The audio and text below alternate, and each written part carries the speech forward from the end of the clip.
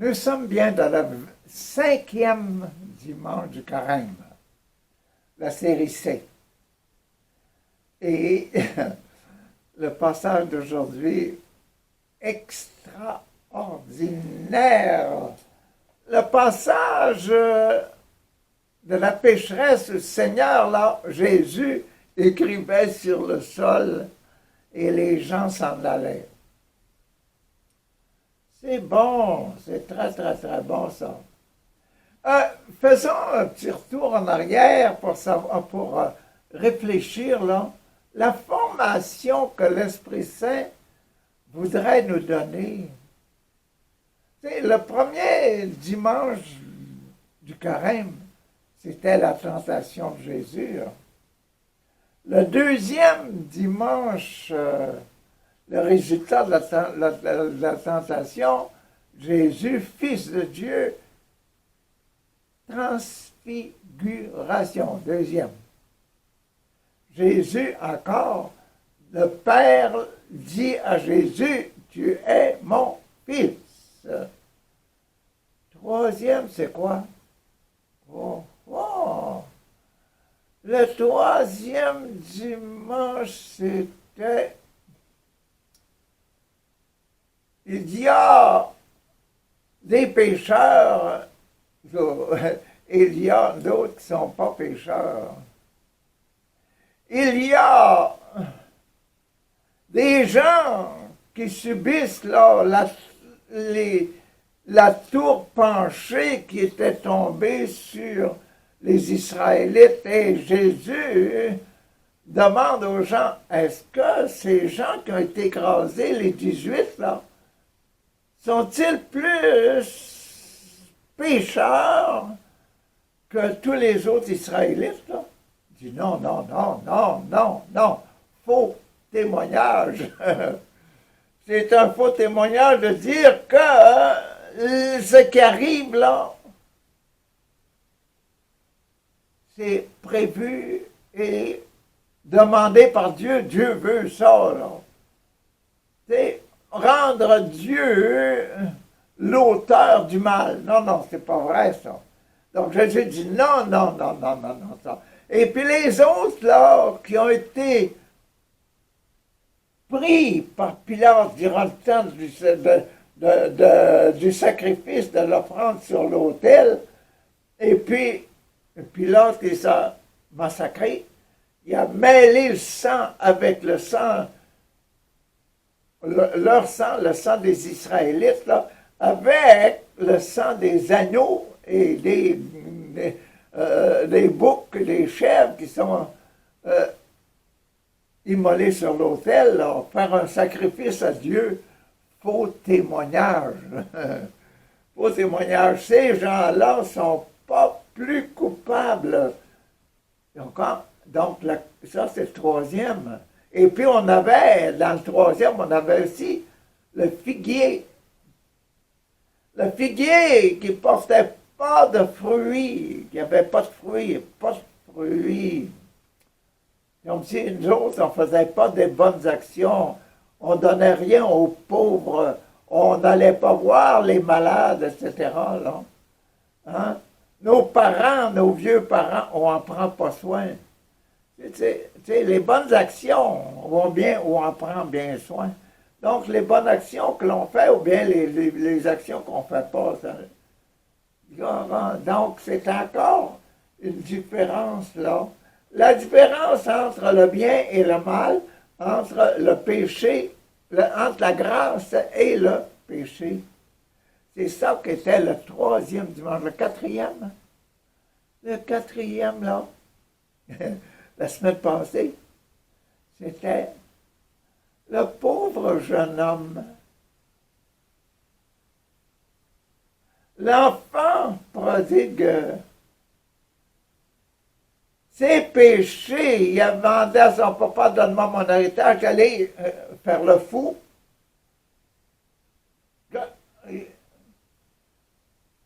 Il s'est repenti. Papa, voyez-vous le papa. la grandeur de Dieu dans nos cœurs. Et c'est Dieu, c'est la présence de Dieu. Puis le papa, il nous a donné son fils Jésus, mort sur une croix, encore le scandale, hein? Le scandale de la croix, le mauvais témoignage.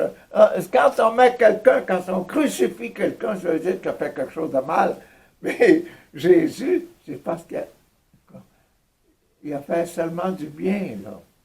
Il est là parce qu'il n'a jamais péché, parce qu'il est fils. Papa, j'accepte d'être mis sur la croix pour enlever le péché de mon corps humain, de la vie humaine, les humains. Je prends sur moi le péché, je vais vivre toute ma vie sans commettre un seul péché qui donne la mort, pas au corps, mais à l'âme. Et après, il ressuscite pour montrer que son âme est toujours vivant et qu'il a une apparence humaine. Hein? Quand on meurt, on va aller dans une éternité, on va être encore nous-mêmes. Jésus, le nous-mêmes, le lui-même, là, il s'est montré comme il était transfiguré après sa mort. Donc, ça c'était l'enfant prodigue qui revient vers son père et puis veut avoir ses derniers jours encore avec son papa. Et la vie avec le papa, la célébration éternelle, c'était ça la semaine passée. Aujourd'hui, c'est encore cette histoire-là, papa. Le cinquième dimanche, là, voyez-vous l'Esprit Saint qui nous mène toujours là, c'est quoi que la pureté du cœur, et puis quel prix que ça peut avoir. Comment on est heureux et puis valeureux quand on est sans péché. Sans péché. Et aujourd'hui, c'est ça. Comment devenir sans péché?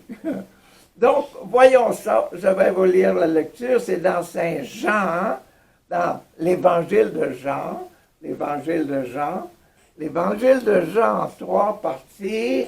Première partie, la partie du Père, là. Hein? 1, 2, 3, 4, 5, 6, 7. Le baptême, la réconciliation, la confirmation, l'Eucharistie, l'extrême-onction, l'ordre et le mariage. Donc, ce sont les 7 parties du programme du Père. Et aujourd'hui, on est dans la deuxième partie, la partie du Fils. Encore 1, 2, 3, 4, 5, 6, 7, et on est au numéro 3 dans la partie du Fils. On est numéro 3 dans la confirmation. Comment se confirmer? Et puis, dans ce fameux passage-là, qui est le numéro 5, qui est sur le péché, et sur le passage numéro 6, sur le ministère du péché. Donc, le péché, pardonnez-nous de nos offenses comme nous pardonnons à ceux qui nous ont offensés. Et le numéro 6, ne nous laisse pas tomber, là, ne nous laisse pas dans le péché, là. Ne nous laisse pas succomber dans le péché. Délivre-nous du mal. C'est le numéro 7, ça va être le dernier, je suis la lumière du monde. Pour le dimanche prochain, si s'il est là, on va voir dimanche prochain. Mais aujourd'hui, on est sur 5. Pardonne-nous nos péchés, comme nous pardonnons à ceux qui nous ont offensés. Et c'est ça, c'est bien ça. Je vous le lis. Je vous lis ça. Le passage de l'Évangile d'aujourd'hui. En ce temps-là, Jésus s'en alla au mont des Oliviers. Mont des Oliviers. Hein? Les olives à Rome, hein, beaucoup de fruits dans l'arbre. En ce temps-là, ils sont dans le monde des oliviers. Dès l'aurore, dès le matin, très tôt le matin, il retourna au temple comme tout le peuple venait à lui. Il saisit, il s'assit, il se mit à enseigner. Pourquoi? Jésus, dans le temple de Jérusalem, sorti du monde des oliviers, du Concordant, les oliviers dont on parlait il y a 2 semaines, et puis là, il s'en va, hein, dans le temple de Jérusalem, s'assit. Les scribes et les pharisiens, c'est Jésus. Les scribes et les pharisiens lui amenèrent une femme. Comment ça se fait? Jésus, un simple chrétien, un simple juif, les pharisiens lui apportent et les scribes, les chefs de la loi, et les pharisiens, les grands observateurs de la loi, ils lui apportent une femme en adultère, une femme qu'on avait surprise en situation d'adultère. Ils la mettent au milieu et disent à Jésus, pourquoi Jésus, maître? Cette femme a été surprise en flagrant délit d'adultère. Or, Jésus, dans la loi, Moïse nous a ordonné, nous, les scribes et les pharisiens, il nous a ordonné de lapider ces femmes. Toi, qu'en dis-tu? Hein?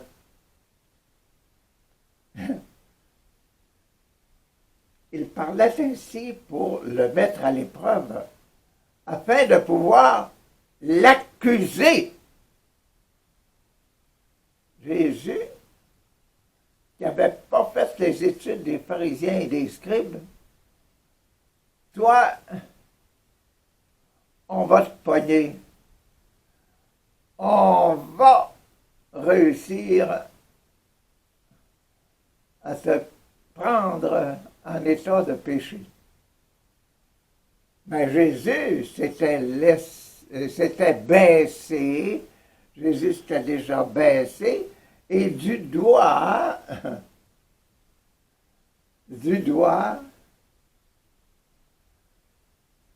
il écrivait sur la terre.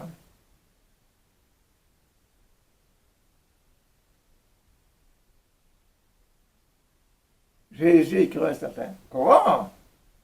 Comme on persistait à l'interroger, Jésus, fais quelque chose. Hein? Il se redressa et leur dit, pourquoi? Celui d'entre vous, là, qui est sans péché, qu'il soit le premier à jeter une pierre. Hein?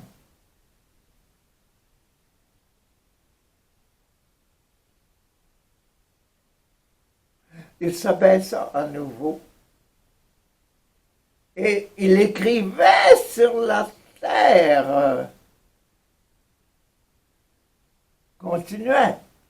Eux, les scribes, les pharisiens, eux, après avoir entendu cela, ils s'en allaient un par un. En commençant par le plus âgé.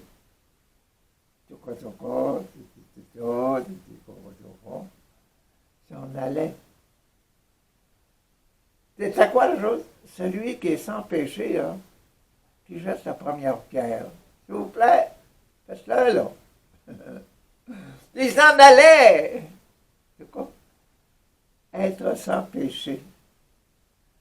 Voyez-vous, le dimanche passé, est-ce que c'est vraiment un état grave que d'être un enfant pécheur, là? Et le Père vient à mon fils, viens manger, viens, on va célébrer, puis habillé en blanc, puis habillé. Mais là, tu crois, c'est ça qui arrive avec la femme adultère. Mais vous, la vie de péché et le péché remis, pardonné, toute la grâce, la valeur de la purification. C'est ça qu'il faut dire merci Seigneur, merci, merci, merci Seigneur aujourd'hui, là. En passant par les plus âgés, Jésus resta seul avec la femme, toujours au milieu, là. Jésus resta tout seul avec elle. Il se redressa. Hein? Il se redressa et lui demanda, femme, où sont-ils, hein? Hein? Ils se sont reconnus, hein? Ils se sont reconnus pécheurs, hein? Ils sont partis, hein? Ils n'ont pas osé lancer une pierre, hein? Ils ont voulu recevoir aussi, être pardonnés. Ils ont voulu être pardonnés, être oubliés. Ils ont voulu qu'on oublie leurs péchés, et eux autres aussi, ils ont fait un effort pour essayer d'oublier leurs péchés. Ils se sont en allés. Femme, où sont-ils donc? Personne ne t'a condamné, madame. Elle répondit, personne, Seigneur. Elle répondit, pardon, Seigneur. Non, personne, Seigneur, comme je suis contente. Hein? La joie du pardon est importante. Elle répondit, personne, Seigneur. Et Jésus lui dit, moi non plus, je ne te condamne pas. Mais c'est Jésus, lui, le ministre, hein? La première partie du passage, c'était « on vous apporte là ». Elle est dans un état de péché. On vous apporte Jésus, on vous apporte le malade. Et là, c'est Jésus ne nous laisse pas tomber dans la tentation, hein? Délivre-nous du mal. Jésus est considéré comme étant l'ordonné. Celui qui peut dire, il a dit, moi non plus je te pardonne, moi non plus je te condamne pas. Mais, écoutez, ne commande pas, va. Désormais, ne pêche plus. Dis pas, désormais, ton péché est pardonné. Non. Dis, désormais, ne pêche plus. Retourne-toi là. Laisse le péché là. Retourne à la maison. Et puis, bonjour péché. Ne pêche plus. La vie, l'amour se dégage là. Quand on est pardonné, on se sent pardonné, on se sent... merci Jésus, mais écoutez, la source du pardon, c'est Jésus le ministre. C'est pour ça que dans notre religion catholique, nous autres, là, on a des ministres du sacrement du pardon pour remplacer, pour nous faire ressouvenir et pour renouveler la situation de la femme adultère, pour renouveler l'action du papa qui reçoit l'enfant prodigue. Les deux passages sont dans le sacrement de l'ordre. Mais une partie de chacun des passages est dans le sacrement de l'ordre, le sacrement de celui, le ministre, la personne qui remplace Jésus-Christ, et ici c'est Jésus lui-même.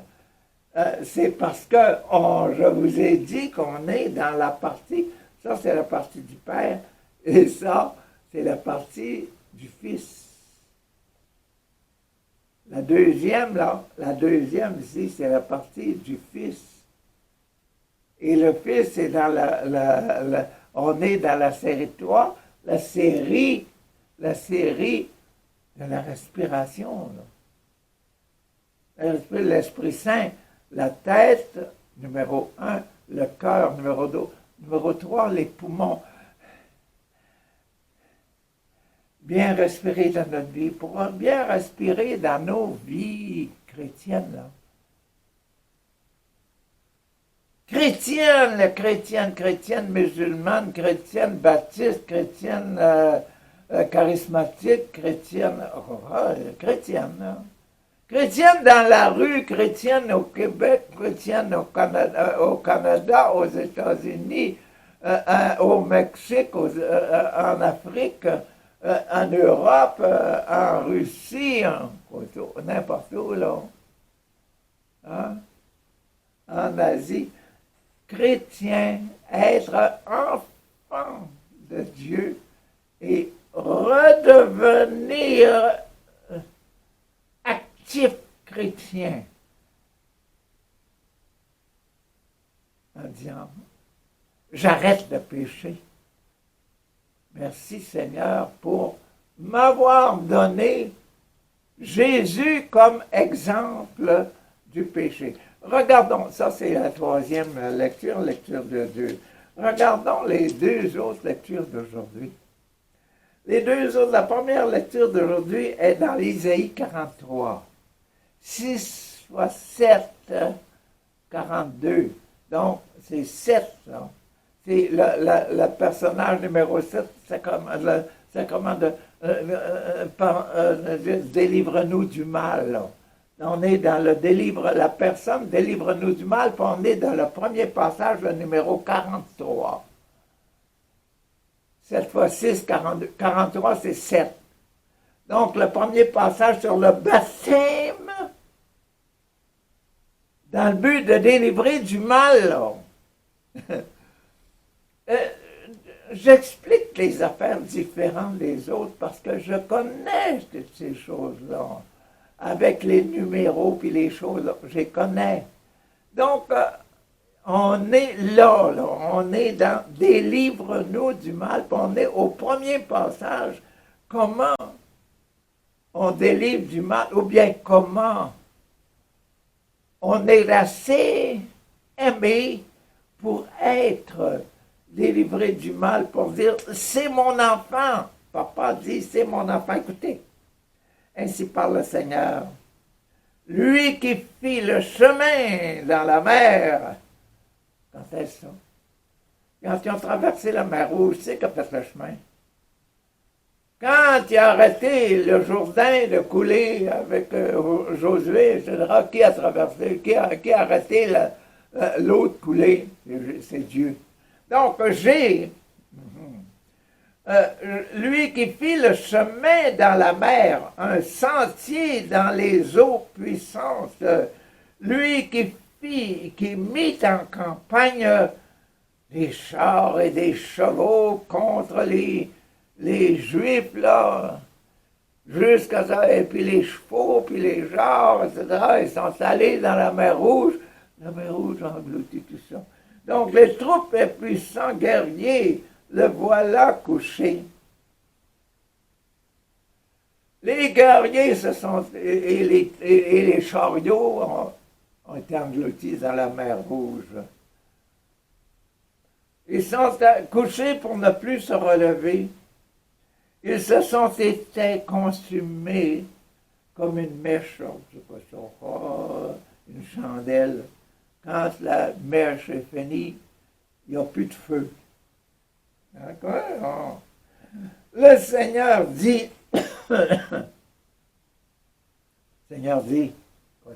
écoutez, ne faites plus mémoire des événements passés, vos péchés du passé. Hein. Toi, là, tantôt, le passage qu'on a lu tantôt sur pas la Samaritaine, mais la pécheresse, là, qui a été apportée à Jésus. Hein? Toi, là, regarde plus en arrière, là. Ne faites plus mémoire des événements passés. Ne songez plus aux choses d'autrefois. Voici que je fais une chose nouvelle. Je fais une chose nouvelle. Elle germe déjà. La voyez-vous pas? Oui, je vais faire passer un chemin dans le désert. Ils ont passé 40 ans dans le désert. Je vais passer un chemin dans le désert. Des fleuves dans les lieux arides. Je vais passer, mettre les fleurs, je vais vous donner de l'eau partout, je vais vous donner la manne, des choses à manger, je vais vous donner des oiseaux, des choses à manger. Et je vais vous donner les fleurs pour faire revivre.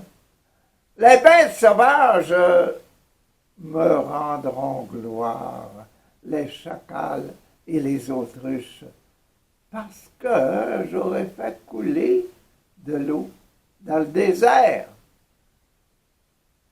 Moïse a frappé le rocher et l'eau est sortie de la montagne. Des fleuves dans les lieux arides pour désaltérer mon peuple, celui que j'ai choisi. Je l'aime, mon peuple, je l'aime, mon enfant prodigue, je l'aime, mon adultère. J'aime la personne parce que elle peut devenir l'image de Jésus-Christ. Pure. Quand elle se détourne de son péché, se retourne vers Papa. Et nous, notre image de Papa, c'est Jésus sur la croix. C'est notre image humaine de Dieu. Bon, mon peuple, celui que j'ai choisi, ce peuple que je me suis façonné. Il redira ma louange et il se remettra à dire « Papa, papa, papa » comme l'enfant prodigue. Merci, papa, d'être là et d'être toujours celui qui possède tout et qui possède l'amour parfait. Mais vous, la grandeur de ça, c'était la deuxième lecture, la première lecture d'aujourd'hui. La deuxième lecture, elle est dans Saint Paul apôtre aux Philippiens. Encore la fameuse, juste au bout de la langue, la mer Égée. Les dernières places que visitait Saint Paul, Saint Paul qui parle à ces gens-là. Et c'est un numéro 3, donc c'est la respiration. Comment respirer aisément, être en bonne santé.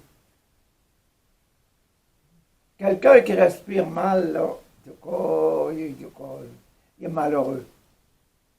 Donc, être en bonne santé, c'est être sans péché. Bon, voilà. Donc, c'est avoir possédé le Saint-Esprit en soi. Bon. Tous les avantages que j'avais autrefois, je les considère comme une perte à cause de ce bien qui dépasse toute connaissance, qui dépasse tout, à cause de ce bien que je possède actuellement et qui dépasse tout. C'est quoi? La connaissance du Christ Jésus, mon Sauveur, mon Seigneur. Voyez-vous, la pécheresse là, de notre passage d'aujourd'hui, elle rencontre Jésus. Elle rencontre Jésus. Elle se laisse pardonner. Je ne te condamne pas, là. arrête de pécher complètement. Hein? Et tu vas respirer, respirer, respirer, respirer la paix, abandonner le péché, mettre le péché dehors. C'est ce que Jésus a fait sur la croix. Bon. À cause de lui, j'ai tout perdu. C'est Saint Paul qui parle là. À cause de lui, à cause de ce fameux Jésus-là qui m'a jeté à terre de mon cheval, qui m'a enlevé ma condition d'aveugle là, et qui m'a dit, arrête de pécher, arrête de tuer du monde par zèle de la loi, et aime ceux qui aiment la loi. Ils ne s'en servent pas de la loi comme étant un bâton, une prison, mais ils se servent de la loi comme un acte d'amour. Hein? Qui disent, j'abandonne le péché. À cause de lui, à cause de Jésus, j'ai tout perdu. À cause de Jésus, j'ai tout perdu. J'étais un grand soldat, j'étais un militaire, je donnais des ordres, je mettais des gens en prison, je les amenais enchaînés à Jérusalem devant l'Église pour les faire condamner parce qu'ils se disaient enfants de Dieu. Quand? Et moi, Paul, là, Saul, là, pourquoi me persécutes-tu? Je suis le Fils de Dieu. J'ai tout perdu. Je considère tout comme des ordures afin de gagner un seul avantage. Le Christ. En lui, à cause de lui, d'être reconnu juste, être reconnu juste.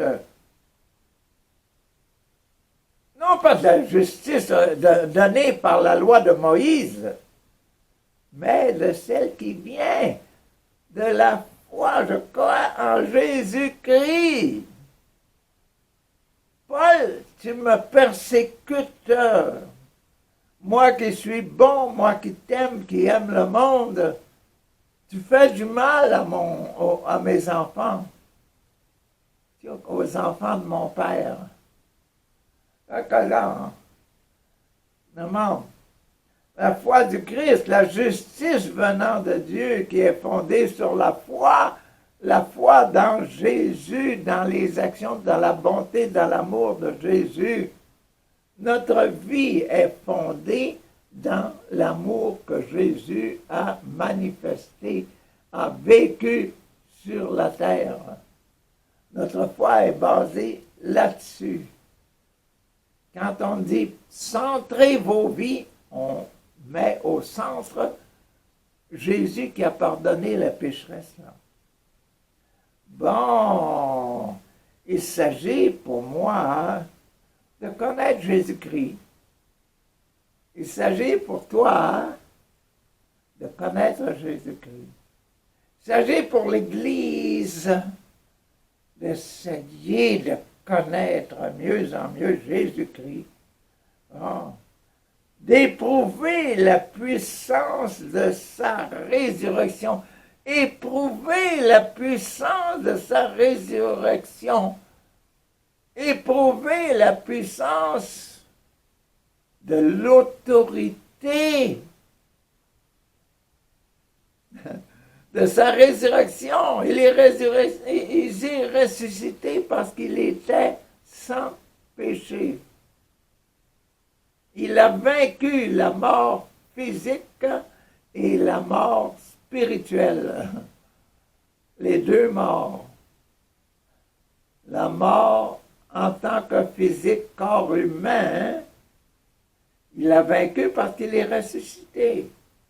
Et la mort spirituelle, il n'a pas péché. Donc, sa résurrection Ses apparitions après sa résurrection, c'était pour dire, j'ai vaincu le péché. Hein.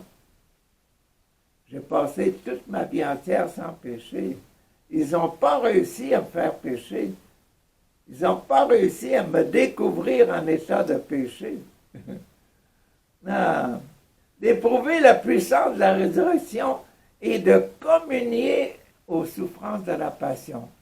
Et en faisant ça, on dit merci Seigneur pour Jésus en croix, qui est un bienfaiteur sur la croix, qui nous donne la grâce à cause de la croix.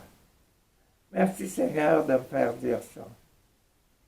Bon, par sa résurrection, communion aux souffrances de sa passion, en devenant semblable à lui dans sa mort, semblable à lui dans sa mort, mourir en enfant de Dieu, avec l'espoir de parvenir à la résurrection dans les morts, avec l'espoir et la confiance et la foi d'être ressuscité, de vivre éternellement heureux. Certes, certainement, je n'ai pas encore obtenu cela. Je suis encore vivant, je suis encore sur la terre. Je n'ai pas encore atteint la perfection, moi, Paul, là, qui vous parle.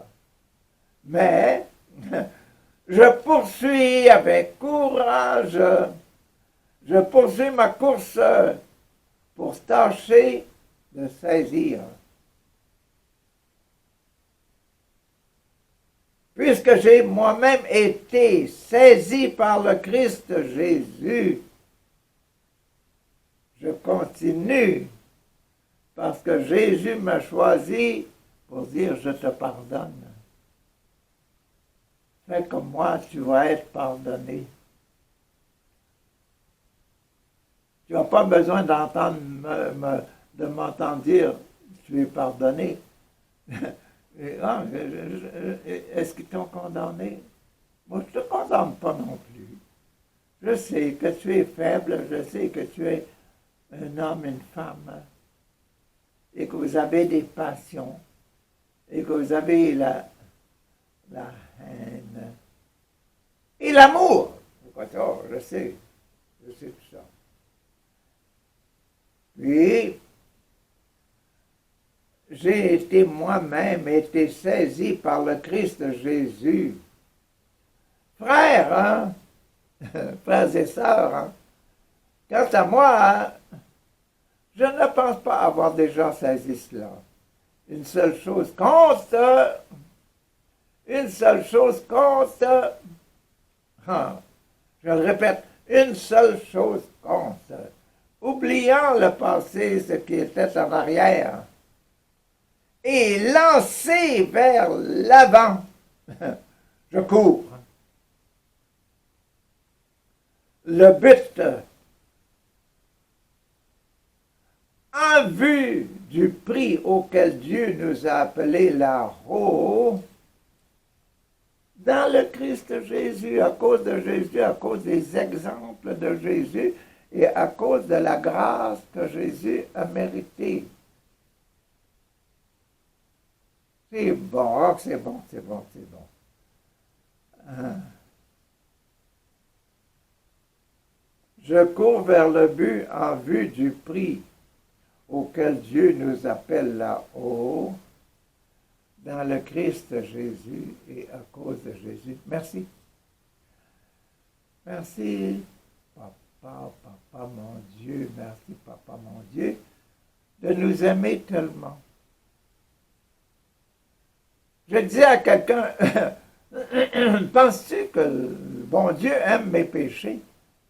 Ben, il dit, oh oui, d'une façon, oui, mais il m'aime surtout moi parce que j'ai la vie, je suis un homme, comme Jésus est un homme.